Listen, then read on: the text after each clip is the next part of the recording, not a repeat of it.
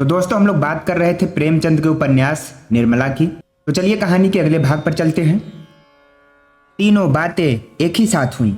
निर्मला ने कन्या को जन्म दिया, कृष्णा का विवाह निश्चित हुआ और मुंशी तोताराम का मकान नीलाम हो गया। कन्या का जन्म तो साधारण बात थी, यद्यपि निर्मला की दृष्टि में यह उसके जीवन का सबसे महान घटना थी, लेकिन शेष दोनों घटनाएं असाधारण थीं। कृष्णा का विवाह ऐसे संपन्न घराने में क्यों कर ठीक हुआ। उसकी माता के पास तो दहेज के नाम को कौड़ी भी न थी, और इधर बूढ़े सिन्हा साहब जो अब पेंशन लेकर घर आ गए थे, बिरादरी महालोभी मशहूर थे। वह अपने पुत्र का विवाह ऐसे दरिद्र घराने में करने पर कैसे राजी हुए, किसी को सहसा विश्वास न आता था। इससे भी बड़े आश्चर्य की बात मुंशी जी के मकान का नीलाम होना था। लोग मुंशी जी को अगर लखपति नहीं तो बड़ा आदमी अवश्य समझते थे। उनका मकान कैसे नीलाम हुआ? बात यह थी कि मुंशी जी ने एक महाजन से कुछ रुपए कर्ज लेकर एक गांव रहन रखा था। उन्हें आशा थी कि साल आधा साल में यह रुपए पाट देंगे, फिर 10-5 साल में उस गांव पर कब्जा कर लेंगे। वह जमींदार असल और सूद के कुल रुपए अदा करने में असमर्थ हो गया। इसी भरोसे पर मुंशी जी ने यह मामला किया था। गांव बहुत बड़ा था, 400-500 रुपए नफा होता था, लेकिन मन की सोची मन ही में रह गई। मुंशी जी दिल को बहुत समझाने पर भी कचहरी न जा सके। पुत्र शोक ने उनमें कोई काम करने की शक्ति ही न छोड़ी। कौन ऐसा हृदय शून्य पिता है जो पुत्र की गर्दन पर तलवार चलाकर चित्त को शांत कर ले। महाजन के पास जब साल भर तक सूद न पहुंचा और न उसके बार बार बुलाने पर मुंशी जी उसके पास गए, यहां तक कि पिछली बार उन्होंने साफ साफ कह दिया कि हम किसी के गुलाम नहीं हैं, साहू जी जो चाहे करें। तब साहू जी को गुस्सा आ गया, उसने नालिश कर दी। मुंशी जी पैरवी करने भी न गए। एकाएक डिग्री हो गई। यहाँ घर में रुपए कहाँ रखे थे। इतने ही दिनों में मुंशी जी की साख भी उठ गई थी। वह रुपए का कोई प्रबंध न कर सके। आखिर मकान नीलाम पर चढ़ गया। निर्मला सौर में थी। यह खबर सुनी तो कलेजा सन्न सा हो गया। जीवन में कोई सुख न होने पर भी धनाभाव की चिंताओं से मुक्त थी। धन मानव जीवन में अगर सर्वप्रधान वस्तु नहीं तो वह उसके बहुत निकट की वस्तु अवश्य है। अब और अभावों के साथ यह चिंता भी उसके सिर सवार हुई। उसे दाई द्वारा कहला भेजा, मेरे सब गहने बेचकर घर को बचा लीजिए, लेकिन मुंशी जी ने यह प्रस्ताव किसी तरह स्वीकार न किया। उस दिन से मुंशी जी और भी चिंताग्रस्त रहने लगे। जिस धन का सुख भोगने के लिए उन्होंने विवाह किया था वह अब अतीत की स्मृति मात्र था। वह हमारे ग्लानि कि अब निर्मला को अपना मुंह तक न दिखा सकते। उन्हें अब उसके अन्याय का अनुमान हो रहा था जो उन्होंने निर्मला के साथ किया था, और कन्या के जन्म ने तो रही सही कसर भी पूरी कर दी, सर्वनाश ही कर डाला। 12वें दिन सौर से निकलकर निर्मला नवजात शिशु को गोद लिए पति के पास गई। वह इस भाव में भी इतनी प्रसन्न थी मानो उसे कोई चिंता नहीं है। बालिका को हृदय से लगाकर वह अपनी सारी चिंताएं भूल गई थी। शिशु के विकसित और हर्ष प्रदीप्त नेत्रों को देखकर उसका हृदय प्रफुल्लित हो रहा था। मातृत्व के इस उद्गार में उसके सारे क्लेश विलीन हो गए थे। वह शिशु को पति की गोद में देकर निहाल हो जाना चाहती थी, लेकिन मुंशी जी कन्या को देखकर सहम उठे। गोद लेने के लिए उनका हृदय हुलसा नहीं, पर उन्होंने एक बार उसे करुण नेत्रों से देखा और फिर सिर झुका लिया। शिशु की सूरत मनसाराम से बिल्कुल मिलती थी। निर्मला ने उसके मन का भाव और ही समझा। उसने सतगुण स्नेह से लड़की को हृदय से लगा लिया, मानो उससे कह रही है, अगर तुम इसके बोझ से दबे जाते हो तो आज से मैं इस पर तुम्हारा साया भी नहीं पड़ने दूंगी। जिस रतन को मैंने अपनी तपस्या के बाद पाया है उसका निरादर करते हुए तुम्हारा हृदय फट नहीं जाता। वह उसी क्षण शिशु को गोद से चिपकाते हुए अपने कमरे में चली आई और देर तक रोती रही। उसने पति की इस उदासीनता को समझने की जरा भी चेष्टा न की, नहीं तो शायद वह उन्हें इतना कठोर न समझती। उसके सिर पर उत्तरदायित्व का इतना बड़ा भार कहाँ था जो उसके पति पर आ पड़ा था। वह सोचने की चेष्टा करती तो क्या इतना भी उसकी समझ में ना आता। मुंशी जी को एक ही क्षण में अपनी भूल मालूम हुई। माता का हृदय प्रेम में इतना अनुरक्त रहता है कि भविष्य की चिंता और बाधाएं उसे जरा भी भयभीत नहीं करती। उसे अपने अंतःकरण में एक अलौकिक शक्ति का अनुभव होता है जो बाधाओं को उनके सामने परास्त कर देती है। मुंशी जी दौड़े हुए घर में आए और शिशु को गोद में लेकर बोले, मुझे याद आती है मनसा भी ऐसा ही था, बिल्कुल ऐसा। निर्मला, दीदी जी भी तो यही कहती हैं। मुंशी जी, बिल्कुल वहीं बड़ी बड़ी आंखें और लाल लाल ओठ हैं। ईश्वर ने मुझे मेरा मनसाराम इस रूप में दे दिया। वही माथा है, वही मुंह, वही हाथ पांव। ईश्वर तुम्हारी लीला अपार है। सहसा रुक्मणी भी आ गई। मुंशी जी को देखते ही बोली, देखो बाबू, मनसाराम है कि नहीं? वही आया है। कोई लाख कहे मैं न मानूंगी। साफ मनसाराम है। साल भर के लगभग भी तो हो गया। मुंशी जी, बहन, एक एक अंग तो मिलता है। बस भगवान ने मुझे मेरा मनसाराम दे दिया। शिशु से, क्यों री, तू मनसाराम ही है? छोड़कर जाने का नाम न लेना, नहीं फिर खींच लाऊंगा। कैसे निष्ठुर होकर भागे थे, आखिर पकड़ लाया कि नहीं? बस कह दिया, अब मुझे छोड़कर जाने का नाम न लेना। देखो बहन, कैसे टुकुर टुकुर ताक रही है। उसी क्षण मुंशी जी ने फिर से अभिलाषाओं का भवन बनाना शुरू कर दिया। मोह ने उन्हें फिर संसार की ओर खींचा। मानव जीवन, तू इतना क्षणभंगुर है, पर तेरी कल्पनाएं कितनी दीर्घाल। वही तोताराम जो संसार से विरक्त हो रहे थे, जो रात दिन मृत्यु का आवाहन किया करते थे, तिनके का सहारा पाकर तट पर पहुंचने के लिए पूरी शक्ति से हाथ पांव मार रहे हैं, मगर तिनके का सहारा पाकर कोई तट पर पहुंचा है? निर्मला को यद्यपि अपने घर के झंझटों से अवकाश न था, पर कृष्णा के विवाह का संदेश पाकर वह किसी तरह न रुक सकी। उसकी माता ने बहुत आग्रह करके बुलाया था। सबसे बड़ा आकर्षण यह था कि कृष्णा का विवाह उसी घर में हो रहा था जहां निर्मला का विवाह पहले तय हुआ था। आश्चर्य यही था कि इस बार ये लोग बिना कुछ दहेज लिए कैसे विवाह करने पर तैयार हो गए। निर्मला को कृष्णा के विषय में बड़ी चिंता हो रही थी। समझती थी मेरी ही तरह वह भी किसी के गले मर दी जाएगी।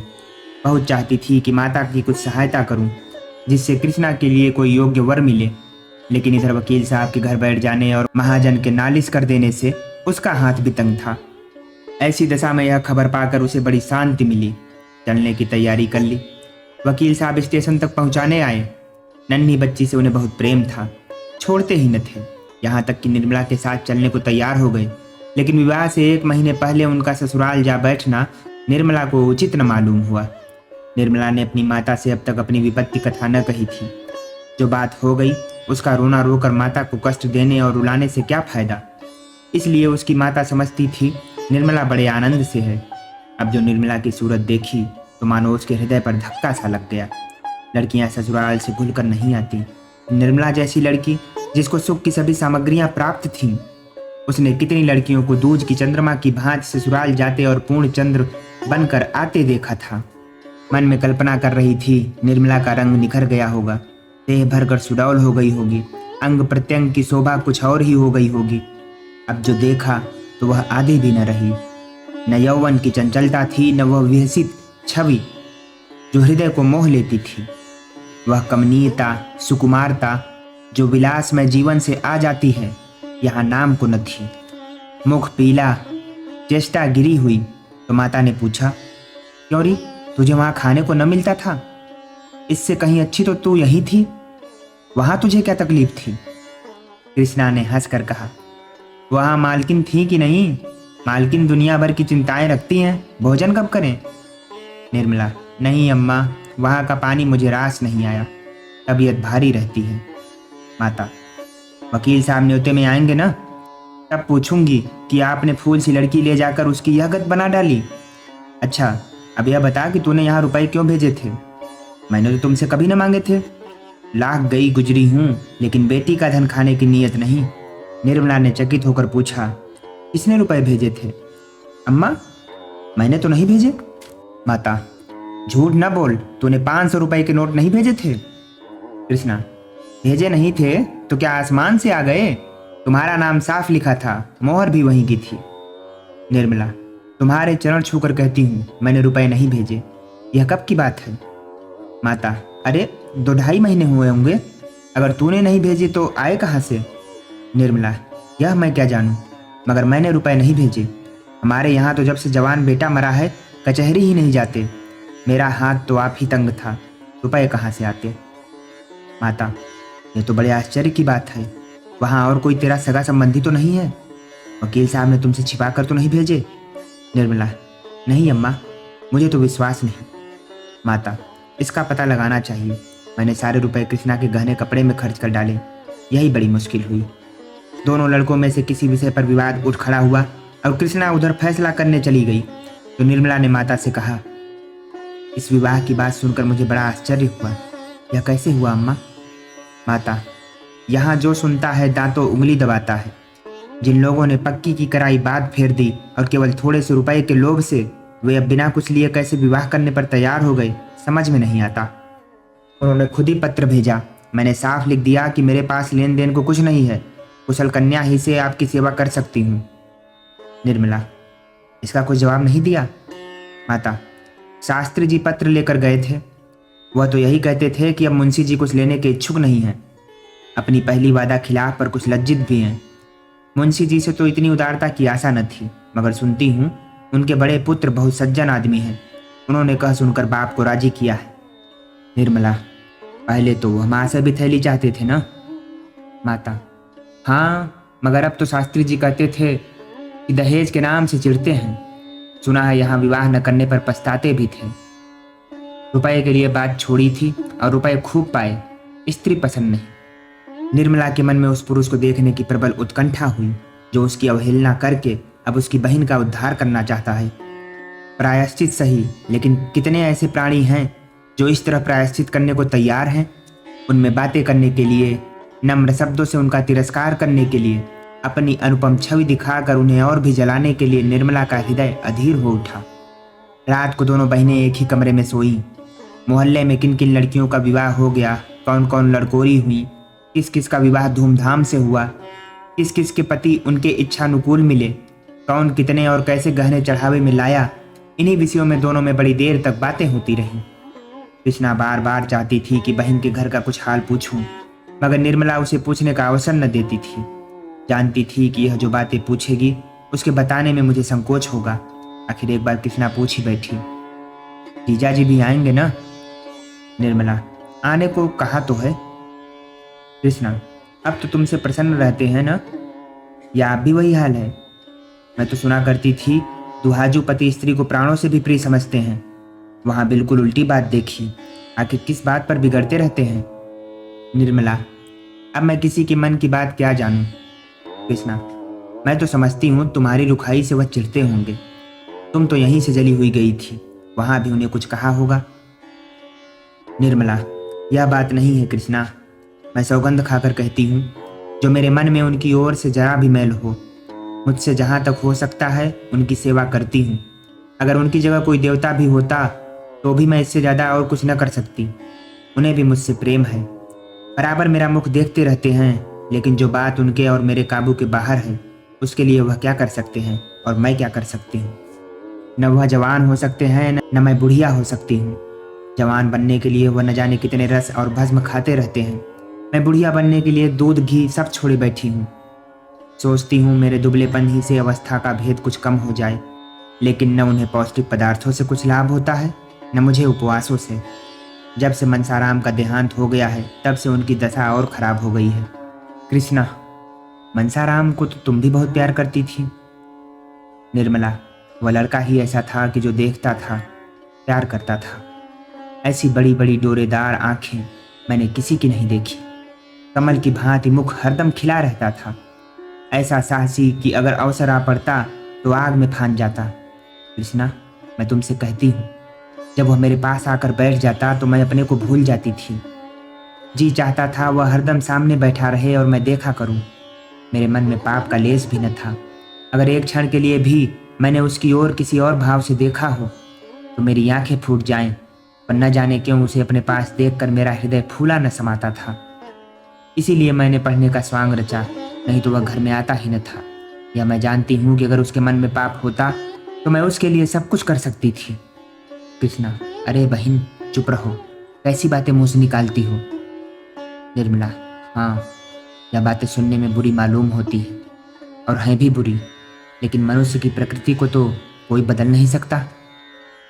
तू ही बता, एक 50 वर्ष के मर्द से तेरा विवाह हो जाए तो तू क्या करेगी? कृष्णा, बहन मैं तो जहर खाकर सो रहूं, मुझसे तो उसका मुंह भी देखते न बने। निर्मला, तो बस यही समझ ले, उस लड़के ने कभी मेरी ओर आंख उठाकर नहीं देखा, लेकिन बुढ़े तो शक्की होते ही हैं। तुम्हारे जीजा उस लड़के के दुश्मन हो गए और आखिर उसकी जान लेकर ही छोड़ी। जिस दिन उसे मालूम हो गया कि पिताजी के मन में मेरी ओर से संदेह है, उसी दिन से उसे ज्वर चढ़ा, जो जान लेकर ही उतरा। वह अंतिम समय का दृश्य आंखों से नहीं उतरता। मैं अस्पताल गई थी। वह ज्वर में बेहोश पड़ा था। उठने की शक्ति न थी, लेकिन जो ही मेरी आवाज़ सुनी, चौंक कर उठ बैठा और माता माता कहकर मेरे पैरों पर गिर पड़ा, रोकर। कृष्णा, उस समय ऐसा जी चाहता था कि अपने प्राण निकाल कर उसे दे दूं। मेरे पैरों पर ही वह मूर्छित हो गया और फिर आंखें न खोली। डॉक्टर ने उसकी देह में ताज़ा खून डालने का प्रस्ताव किया था। यही सुनकर मैं दौड़ी गई थी, लेकिन जब तक डॉक्टर लोग वह प्रक्रिया आरंभ करें, उसके प्राण निकल गए। कृष्णा, ताज़ा रक्त पड़ जाने से उसकी जान बच जाती। निर्मला, कौन जानता है, लेकिन मैं तो अपने रुधिर की अंतिम बूंद तक देने को तैयार थी। उस दशा में भी उसका मुखमंडल दीपक की भांति चमकता था। अगर वह मुझे देखते ही दौड़कर मेरे पैरों पर न गिर पड़ता और पहले कुछ रक्त देह में पहुंच जाता, शायद बच जाता। कृष्णा, तो तुमने उन्हें उसी वक्त लिटा क्यों न दिया? निर्मला, अरे पगली, तू अभी तक बात न समझी। वह मेरे पैरों पर गिरकर और माता पुत्र का संबंध दिखाकर अपने बाप के दिल से वह संदेह निकाल देना चाहता था। केवल इसीलिए वह उठा था। मेरा क्लेश मिटाने के लिए उसने प्राण दिए और उसकी वह इच्छा पूरी हो गई। तुम्हारे जीजा जी उसी दिन से सीधे हो गए। अब तो उनकी दशा पर मुझे दया आती है। पुत्र शोक उनके प्राण लेकर छोड़ेगा। मुझ पर संदेह करके मेरे साथ जो अन्याय किया है, अब उसका प्रतिशोध कर रहे हैं। अब की उनकी सूरत देखकर तू डर जाएगी। बूढ़े बाबा हो गए हैं, कमर भी कुछ झुक चली है। कृष्णा, बुढ़े लोग इतनी शक्की क्यों होते हैं बहन? निर्मला, या जाकर बुढ़ों से पूछो। कृष्णा, मैं समझती हूँ उनके दिल में हरदम एक चोर सा बैठा रहता होगा कि इस युवती को प्रसन्न नहीं रख सकता, इसलिए जरा जरा सी बात पर उन्हें शक होने लगता है। निर्मला, जानती तो है, मुझसे क्यों पूछती है? कृष्णा, इसीलिए बेचारा स्त्री से दबता भी होगा। देखने वाले समझते होंगे कि यह बहुत प्रेम करता है। निर्मला, तूने इतने ही दिनों में इतनी बातें कहाँ सीख ली? इन बातों को जाने दे। बता, तुझे अपना वर पसंद है? उसकी तस्वीर तो देखी होगी। कृष्णा, हाँ, आई तो थी, लाऊं, देखोगी? एक क्षण में कृष्णा ने तस्वीर लाकर निर्मला के हाथ में रख दी। निर्मला ने मुस्कुराकर कहा, तू बड़ी भाग्यवान है। कृष्णा, अम्मा जी ने भी बहुत पसंद किया। निर्मला, तुझे पसंद है कि नहीं सो कर, दूसरों की बात न चला। कृष्णा लजाती हुई, शक्ल सूरत तो बुरी नहीं है, स्वभाव का हाल ईश्वर जाने। शास्त्री जी तो कहते थे ऐसे सुशील और चरित्रवान युवक कम होंगे। निर्मला, यहाँ से तेरी तस्वीर भी गई थी? कृष्णा, गई तो थी, शास्त्री जी ही तो ले गए थे। निर्मला, उन्हें पसंद आई? कृष्णा, अब किसी के मन की बात मैं क्या जानूं? शास्त्री जी कहते थे बहुत खुश हुए थे। निर्मला, अच्छा, बता, तुझे क्या उपहार दूं? अभी से बता दे, जिससे बनवा रखूं। जो तुम्हारा जी चाहे देना। उन्हें पुस्तकों से बहुत प्रेम है, अच्छी अच्छी पुस्तकें मंगवा देना। निर्मला, उनके लिए नहीं पूछती, तेरे लिए पूछती हूँ। कृष्णा, अपने ही लिए तो मैं कह रही हूँ। निर्मला तस्वीर की तरफ देखती हुई, कपड़े सब खद्दर के मालूम होते हैं? कृष्णा, हाँ, खद्दर के बड़े प्रेमी हैं। सुनती हूँ कि पीठ पर खद्दर लाद कर देहातों में बेचने जाया करते हैं। व्याख्यान देने में भी चतुर हैं। निर्मला, तब तो मुझे भी खद्दर पहनना पड़ेगा। मुझे तो मोटे कपड़ों से चिढ़ है। कृष्णा, जब उन्हें मोटे कपड़े अच्छे लगते हैं तो मुझे क्यों चिढ़ होगी? मैंने तो चरखा चलाना सीख लिया है। निर्मला, सच? सूत निकाल लेती है? कृष्णा, हाँ बहन, थोड़ा थोड़ा निकाल लेती हूँ। जब वह खद्दर के इतने प्रेमी हैं तो चरखा भी जरूर चलाते होंगे। मैं न चला सकूंगी तो मुझे कितना लज्जित होना पड़ेगा।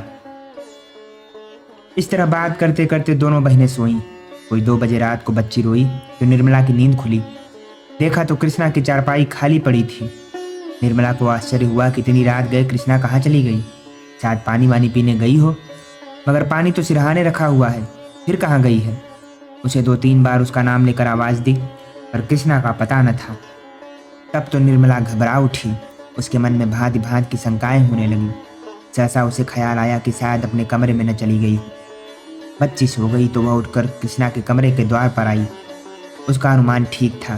कृष्णा अपने कमरे में थी। सारा घर सो रहा था और वह बैठी चरखा चला रही थी। इतनी तन्मयता से शायद उसने थिएटर भी न देखा होगा। निर्मला दंग रह गई। अंदर जाकर बोली, यह क्या कर रही है रे? यह चरखा चलाने का समय है? कृष्णा चौंक कर उठ बैठी और संकोच से सिर झुकाकर बोली, तुम्हारी नींद कैसे खुल गई? पानी वानी तो मैंने रख दिया था। निर्मला, मैं कहती हूँ दिन को तुझे समय नहीं मिलता जो पिछली रात को चरखा लेकर बैठी है? कृष्णा, दिन को फुर्सत ही नहीं मिलती। निर्मला सूत देखकर, सूत तो बहुत महीन है। कृष्णा, कहाँ बहिन, यह सूत तो मोटा है। मैं बारीक सूत काट कर उनके लिए साफा बनाना चाहती हूँ। यही मेरा उपहार होगा। निर्मला, बात तो तूने खूब सोची है। इससे अधिक मूल्यवान वस्तु उनकी दृष्टि में और क्या होगी? अच्छा, उठ इस वक्त, कल काटना। कहीं बीमार पड़ जाएगी तो सब धरा रह जाएगा। कृष्णा, नहीं मेरी बहन, तुम चलकर सो, मैं अभी आती हूँ। निर्मला ने अधिक आग्रह न किया, लेटने चली गई। मगर किसी तरह नींद न आई। कृष्णा की उत्सुकता और यह उमंग देखकर उसका हृदय किसी अलक्षित आकांक्षा से आंदोलित हो उठा। ओह, इस समय इसका हृदय कितना प्रफुल्लित हो रहा है। अनुराग ने इसे कितना उन्मत्त कर रखा है। तब उसे अपने विवाह की याद आई। जिस दिन तिलक गया था उसी दिन से उसकी सारी चंचलता, सारी सजीवता विदा हो गई थी। अपनी कोठरी में बैठी वह अपनी किस्मत को रोती थी और ईश्वर से विनय करती थी कि प्राण निकल जाए। अपराधी जैसे दंड का प्रतीक्षा करता है, उसी भांति वह विवाह की प्रतीक्षा करती थी। उस विवाह की जिसमें उसके जीवन की सारी अभिलाषाएं विलीन हो जाएंगी, जब मंडप के नीचे बने हुए हवन कुंड में उसकी आशाएं जलकर भस्म हो जाएंगी। दोस्तों, फिलहाल इस कहानी को भी यहीं तक रखते हैं। अगले आने वाले भागों को सुनने के लिए हमारे चैनल को सब्सक्राइब कर लें और वीडियो को लाइक करके कमेंट में अपनी राय जरूर दें। बहुत बहुत धन्यवाद।